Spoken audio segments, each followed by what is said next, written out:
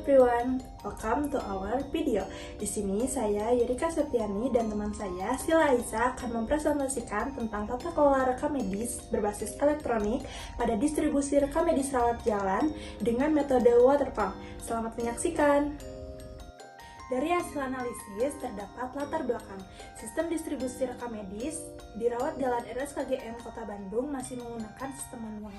Belum sampai pada penggunaan sistem informasi terkomputerisasi. Begitu pula dengan waktu distribusi rekam medis dari poliklinik ke unit rekam medis mengalami keterlambatan. Maka sistem pelayanan kesehatan akan terlambat sehingga menambah waktu tunggu pasien. Kekurangan sistem sulit untuk mengelola rekam medis secara efektif karena tidak ada sistem informasi untuk pendistribusian data pasien.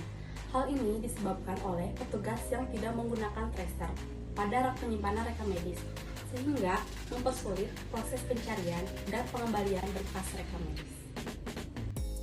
Di sini terdapat perancangan. Guna memudahkan proses distribusi rekam medis dan meminimalisir kehilangan rekam medis, maka perlu dibuatkan solusi.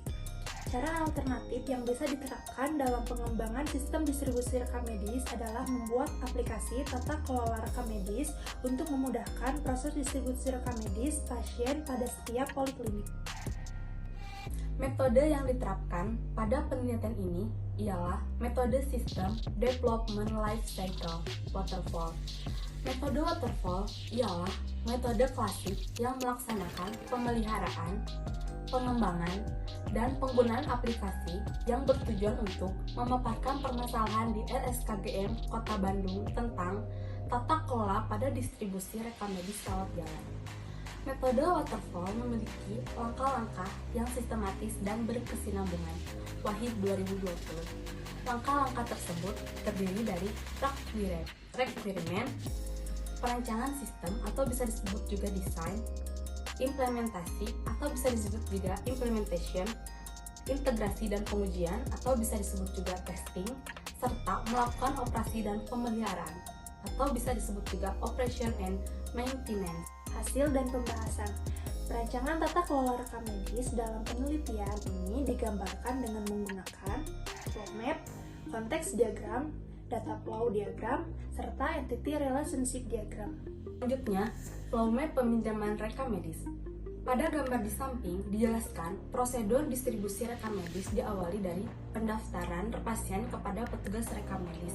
Kemudian, petugas menginput data pasien dan melakukan transaksi peminjaman rekam medis hingga tercetaknya laporan distribusi rekam medis pasien rawat jalan di RSKGM Kota Bandung. Gambar di samping merupakan flow map pengembalian rekam medis. Pada gambar di samping, proses pengembalian rekam medis dari poliklinik ke unit rekam medis.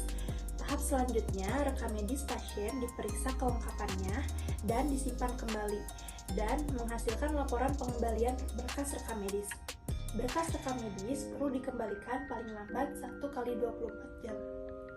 Selanjutnya, konteks diagram.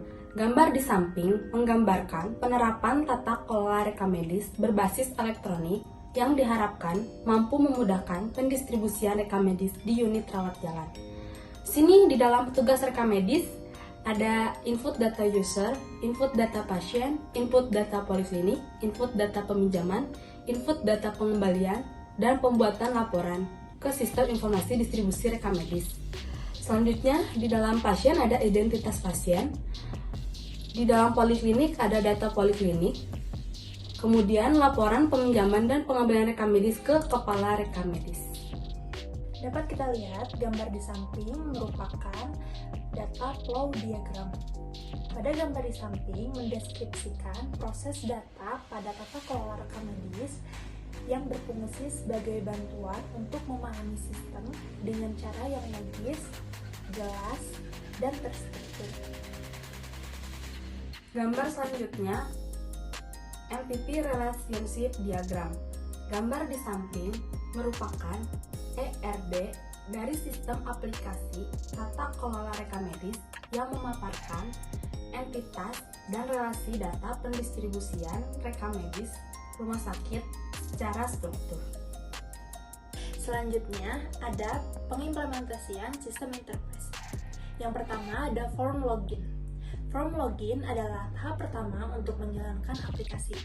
Admin harus menginput username dan kata sandi untuk dapat menggunakan sistem aplikasi ini. Yang kedua ada menu utama.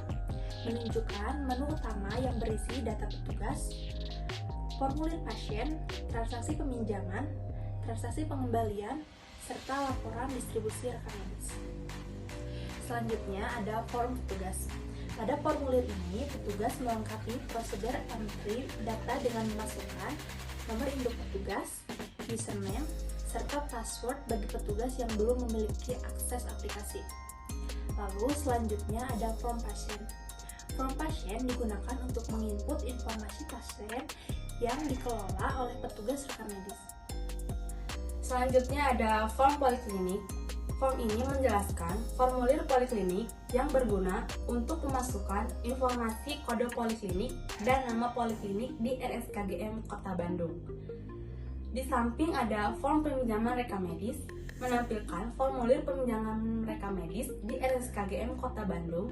Data tersebut langsung tersimpan pada database sistem distribusi. Selanjutnya ada form pengembalian rekam medis. Menunjukkan formulir pengembalian rekam medis dari poliklinik ke unit rekam medis. Ada form laporan peminjaman. Laporan peminjaman yang tersimpan di database dapat dipilih oleh petugas untuk tanggal, bulan, atau tahun pinjam berkas rekam medis pasien. Selanjutnya ada form laporan pengembalian.